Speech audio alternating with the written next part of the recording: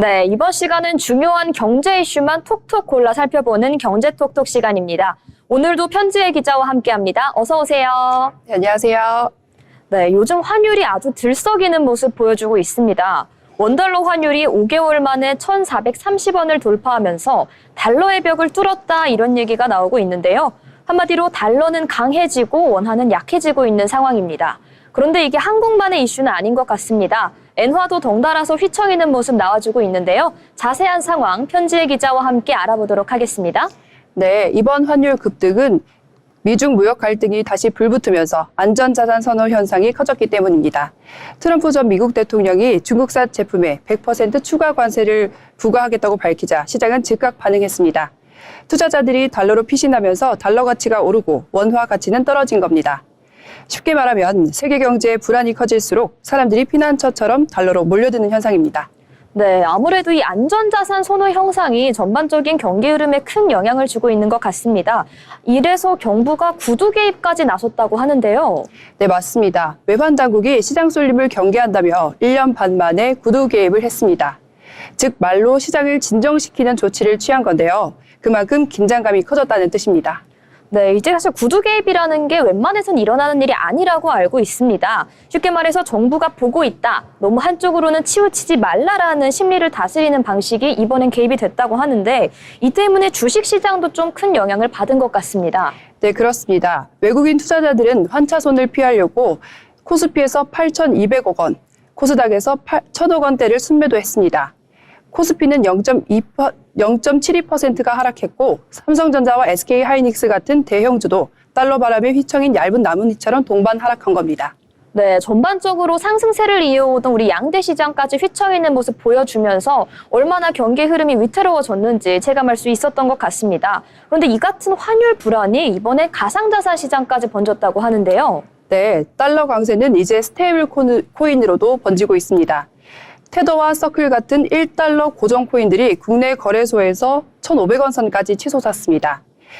국내 실제 환율보다 70원에서 80원까지 비싸게 거래된 건데요.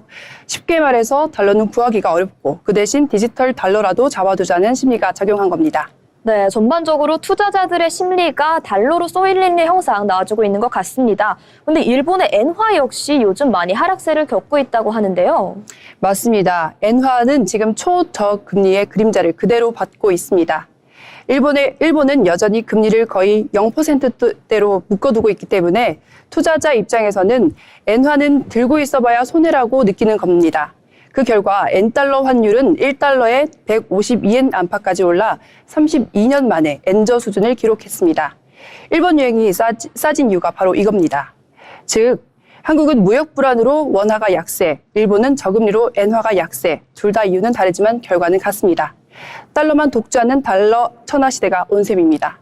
네, 미중 갈등의 한마디가 아시아 전체 통화 시장을 뒤흔드는 모습 나와주고 있습니다.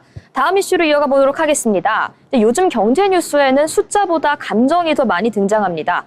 불안한 시대에 이제 청년들은 위로를 사고 정부는 그 위로의 원천인 AI에 대해서 막대한 투자를 예고하고 있는데요. 네, 지금 한국 경제는 불황이지만 청년들의 정서는 불안입니다. 돈보다 마음이 흔들리고 그래서 돈의 흐름도 달라지고 있습니다. 명품보다 사주, 경쟁보다는 위로, 지금은 감정경제 시대라고 합니다. 한국 경제는 불황이지만 청년들의 정서는 불안이다. 이 멘트가 정말 마음에 쏙 들어오는 것 같습니다. 근데 감정경제라는 게 좀 생소한 개념인데요. 실제로 시장에서 이런 변화가 두드러지게 나타나고 있을까요? 네, 확실히 보입니다. 요즘 AI 사주, 심리 해석 챗봇 검색량이 폭발적으로 늘었고요. 데이터 분석업체 블랙키위에 따르면 지난 2월 한 달 동안 챗 GTP 사주 검색량이 7만 5천 건이 넘어섰다고 합니다. 단순한 운세풀이가 아니라 나를 이해해주는 대화 상대를 찾는 심리라고 합니다. 요즘 2030 세대 사이에서는 이런 말이 돈다고 합니다. 카톡은 보여줘도 챗 GTP 대화는 못 보여준다라는 말이 있다고 하는데요. 그만큼 감정이 실린 대화라는 말이라고 합니다. 그렇다 보니까 불안한 현실을 결국 청년들이 AI와 나누고 있다 이렇게 볼 수 있을 것 같습니다. 그런데 왜 굳이 그 대상이 AI일까요? 주변 사람보다 AI에게 말하는 특별한 이유가 있는지 궁금한데요. 네, 익명성과 비판이 없는 공감 때문이라고 합니다. 사람에게 말하면 평가를 받지만 AI에게 말하면 그냥 들어준다고 하네요. 사실상 디지털 심리상담사가 된 셈인데요. AI는 지금 청년들의 디지털 일기장인 셈입니다. 이러한 청년들의 불안의 배경은 결국에는 불안한 현실일 것 같습니다. 최근 청년 실업률과도 연관지어 살펴보면 좋을 것 같은데 지표 어떻게 나오고 있나요? 통계청에서 발표한 자료에 따르면 올해 4월 기준 청년층 실업률이 7.3%라고 합니다. 대졸 신입 구직 기간은 8.8개월, 첫 직장 근속 기간은 1년 6개월에 불과합니다. 취업도 유지도 어렵다 보니 노력보다 운이 필요하다라는 인식이 강해진 것으로 볼 수 있습니다. 굉장히 흥미로운 연결고리를 찾을 것 같은데 결국에 이 일자리 불안이 챗GPT 사주 소비로 이어진다 이런 말씀이실까요? 그렇습니다. 예전에는 미신이라던 사주나 타로가 이제는 합리적인 자기 돌봄이라는 영역이 됐다고 합니다. MBTI처럼 나를 이해하려는 노력인 거죠. 실제로 네이버 쇼핑과 카카오톡 선물하기 기능에서 불행을 막아주는 앵마기 굿즈 아이템이 상위권을 차지를 했는데요. 이것은 전통신학이 감성 굿즈로 바뀌는 흐름이라고 해석할 수 있습니다. 결국엔 이 불안이라는 감정이 청년 소비를 재편하고 있는 것 같습니다. 이러한 흐름이 아무래도 청년층의 규모에도 영향을 줄 것 같습니다. 맞습니다. 지금은 불안한 청년보다 외부와 단절된 청년이 더 큰 문제라고 볼 수 있습니다. 2020년 기준 청년 인구는 1,021만 명, 전체의 20% 수준이었는데요. 이제는 70대 인구가 20대보다 더 많다고 합니다. 인구가 줄면 경쟁은 덜 해야 하는데 현실은 오히려 더 치열해졌다고 합니다. 올해 고립 은둔 청년 비율은 5.2%로 2해 전보다 2배나 늘었다고 합니다. 집 밖으로 나가지 않는 청년이 51만 명, 그중 3명 중 1명은 취업이 안 돼서라고 대답했습니다. 이게 단순히 흥미롭게만 바라볼 것이 아니라 심각한 사회 문제로 다가오는 것 같습니다.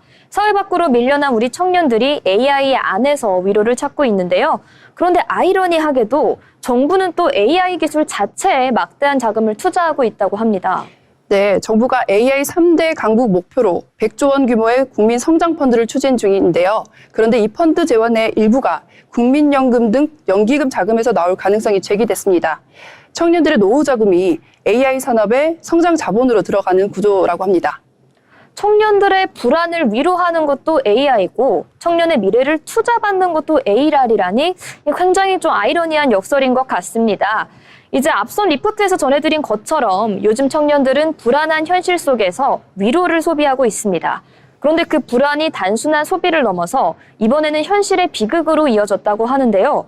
고수익 아르바이트를 쫓아 해외로 나간 청년이 범죄 조직의 표적이 되어 목숨을 잃은 안타까운 사건이 있었습니다.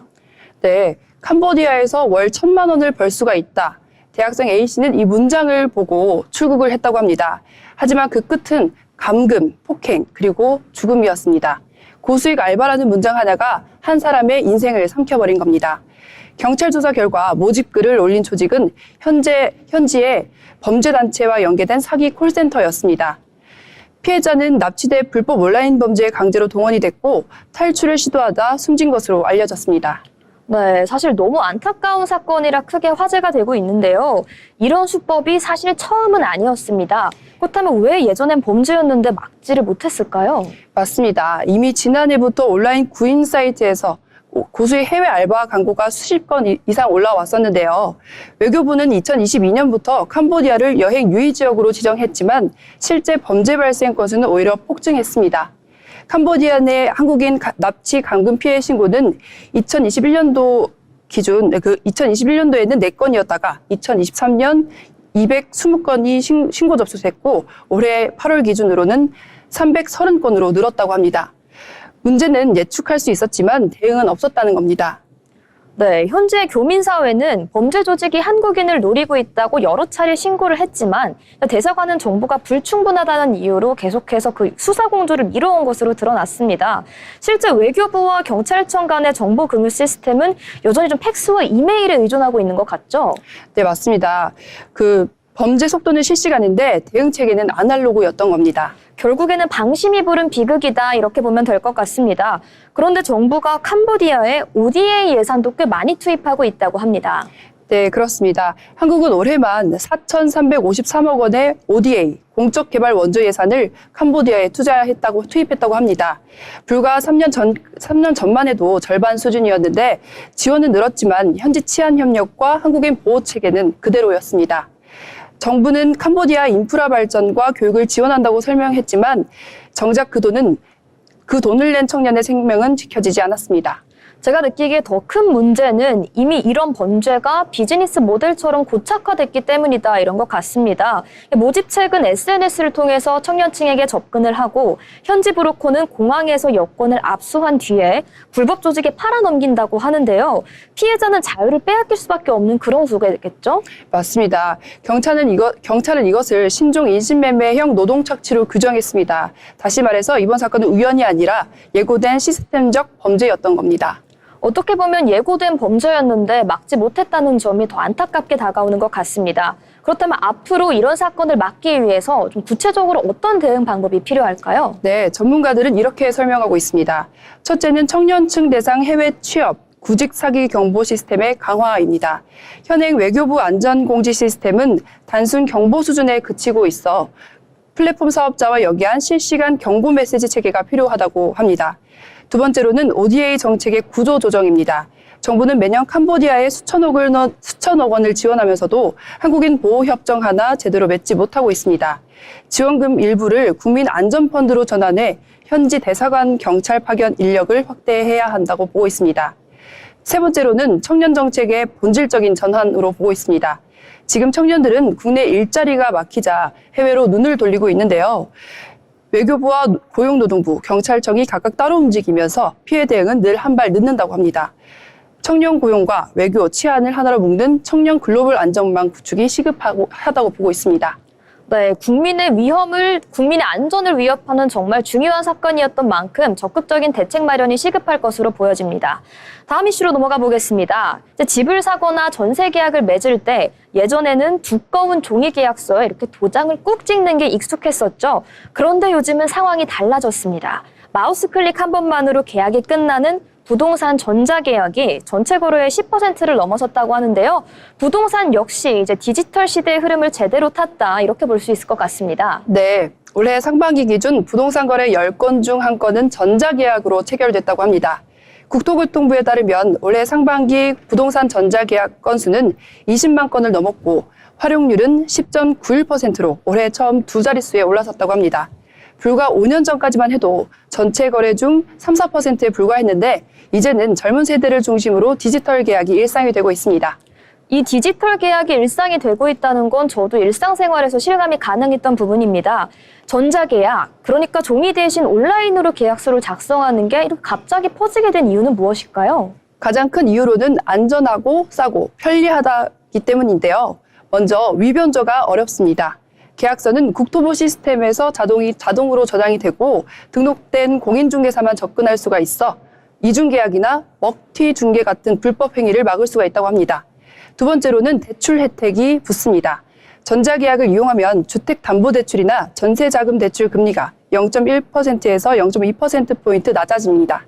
예를 들어 4억 원을 30년 만기로 빌리면 이자만 1,700만 원이 절감되는 효과가 있습니다. 마지막으로 등기, 보증료, 중개보수 등 각종 수수료가 줄어든다고 합니다. 심지어 확정일자도 자동으로 부여가 되니까 등기소 방문이라는 절차가 사라졌다고 합니다. 결국 편리함과 경제성이라는 게 맞물리면서 이 디지털 계약을 택하지 않을 이유가 없어진 상황인 것 같습니다. 그런데 최근에 계약이 해제되는 경우도 늘고 있다고 하는데요. 맞습니다. 한국도시연구소 분석에 따르면 서울 아파트 매매계약 해제 건수가 6월 1,000건을 넘어섰는데 그중 상당수가 전자계약으로 전환하기 위한 해제였습니다. 강남구의 경우 전체 거래의 35%가 전자계약으로 전환됐습니다. 오류 수정과 중도금 일정 변경, 그리고 명의 변경 등이 디지털 환경에서의 계약 제작성 수요가 급격히 늘어나고 있는 겁니다. 쉽게 말해서 예전엔 도장 하나만 잘못 찍으면 난감했지만 이제는 되돌리기가 가능한 계약 시대가 열린 셈입니다. 네, 정부가 처음 이 제도를 도입했을 땐 오히려 반응이 미지근했는데 이제야 자리를 잡는 모습인 것 같습니다. 그렇습니다. 전자계약 제도는 이미 2017년도에 도입됐지만 처음에는 디지털은 불안하다라는 인식이 강했습니다. 하지만 MZ세대를 중심으로 서류는 파일로, 계약은 클릭으로라는 인식이 강해지면서 이제는 거래 투명성을 높이는 신뢰의 언어로 자리 잡고 있습니다. 전문가들은 전자계약은 단순한 편의가 아니라 부동산 시장을 제도권 안으로 투명하게 끌어들이는 디지털 방역막 역할을 한다고 평가했습니다. 네, 앞서 설명한 것처럼 부동산 시장에도 디지털 체질 개선의 바람이 강하게 불어오는 것 같습니다. 지금까지 이렇게 다양한 경제 이슈들에 대해서 알아봤는데요. 안타까운 사연부터 일상에 도움이 되는 소식까지 다양하게 전달해 드렸으니까 다음 방송도 기대해 주시면 감사할 것 같습니다. 지금까지 편지혜 기자와 함께하는 경제톡톡이었습니다.